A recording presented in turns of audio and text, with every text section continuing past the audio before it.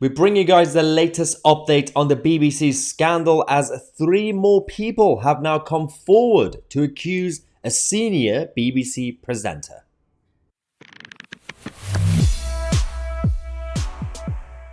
Hello ladies and gentlemen, welcome to the channel that challenges the mainstream media and the political establishment, from the left-wing nutters to the globalist elite. So we're going to give you the latest on what's going on with the BBC, and we're also going to be talking about all the other important issues happening around the country and around the world. So first things first, we now have 3 more people coming forward about this presenter. There's a bit of an issue with the way the whole thing is being reported. Obviously, innocent until proven guilty, we know that. Secondly, some of these accusations is just getting a little bit, I'm not really sure. So firstly, let's talk about what's going on, because we know that the BBC have this toxic culture and history with creepy people, and also a history of cover-ups as well. So we're not going to be surprised if another cover-up happens. We're not going to be surprised if another creepy presenter actually gets convicted, for example. So none of this is shocking, unfortunately. But what is the actual latest update? Firstly, we had Jeremy Vine coming out to say that I'm starting to think that the BBC presenter involved in the scandal should now come forward publicly. These new allegations will result in yet more vitriol being thrown at perfectly innocent colleagues of his. And the BBC, which I'm sure he loves, is on its knees with this. But it is his decision and his alone. I mean, that is a good point. And I don't usually agree with Jeremy Vine on literally anything. But it doesn't really help the situation. So we also had the way the media have been reporting on this. Let's just say they've been making mistakes at times. Let's just say that. Firstly, we had Victoria Derbyshire on BBC Newsnight. So BBC are reporting about the BBC doing an investigation, interviewing the BBC about BBC scandals, right? This is what Victoria Derbyshire said when she started her monologue. There's a bit of a tiny mistake. Pay attention to it. The BBC is in the middle of another crisis, and big questions are being asked again about who knew what. What? And big questions are being asked again about who knew what when. About who knew what when. So mistakes happen at times, but that wasn't the only one. Sky News a couple of times also, when they were reporting on the presenter. We know the gender of the presenter, it's a he, but they haven't told us the gender of the now 4 people who have not come forward. They just say they. But Sky News a couple of times when they were talking about it, they said he, when they were referring to one of the accusers. So mistakes happen, right? Let's just say that. But we now also, obviously, yesterday afternoon, we had the BBC reporting a second young person who came forward. Now, the second person said that the presenter was pressuring the young person to meet up with them. And then they said that the presenter was sending abusive messages, very aggressive, and saying that they shouldn't really do anything about it. So that was about the second person. Then we found out a couple of other things as well.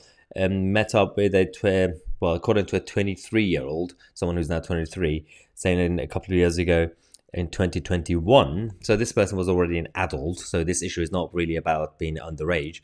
This other person said that the presenter met up with this person during the lockdown, so broke the lockdown rules. So this one, I mean, I don't really care about breaking the lockdown rules personally, but it still matters about the hypocrisy of those, especially the BBC, who colluded with the establishment, with government, to become the mouthpiece of the government during the lockdown period, telling us to stay at home, but then now the presenters are going around breaking the lockdown rules themselves. So that is one issue. It's not really the end of the world situation, but it still matters, right? Hypocrisy. So we got the 4th set of claims now as well, saying the presenter allegedly started conversation on Instagram, as what they say, they get slid into someone's DMs, as the kids say these days. And they said the presenter was sending love heart emojis and creepy messages and things like that, kisses and everything else, saying he was just being polite. So we now have 4 people. Not all of them, the allegations are about, for example, being underage. It's not really about that. There are different versions of it saying, well, the presenter put pressure on me. Someone said, well, the presenter broke the lockdown rules. The first one is still about the age limits because allegedly that person was 17, right?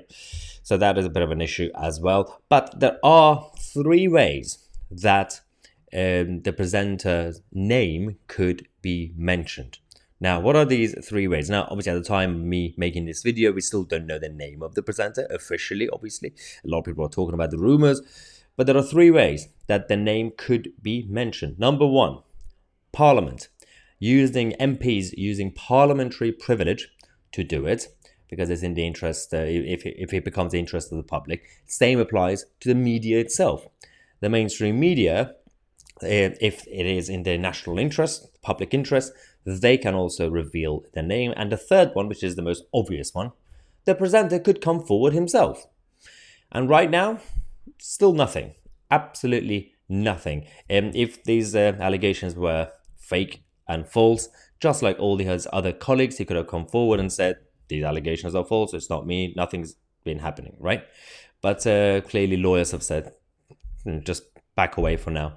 Don't mention anything. Now, it's now Wednesday, so I have a feeling if not today, by the end of this week, within the next couple of days, we're going to find out because the police are doing their investigation and more allegations are coming out now. It's just completely chaotic, but there are a lot of other people who are also saying, accusing the mainstream media of being distracted because there are also other important issues happening right now. And if you just switch on the media, obviously they talked about the NATO stuff with Ukraine, which we're going to cover later on the channel. But the rest of it, everyone's talking about the BBC stuff. Now, it matters. The BBC scandal matters. But it seems like the rest of the media are completely distracted with just one topic instead of focusing on all the other important issues going around in the country. But it doesn't matter because we are here to report everything else that they are not reporting throughout today. Subscribe to the channel. I'm Mahyar Tousi, and we are the media.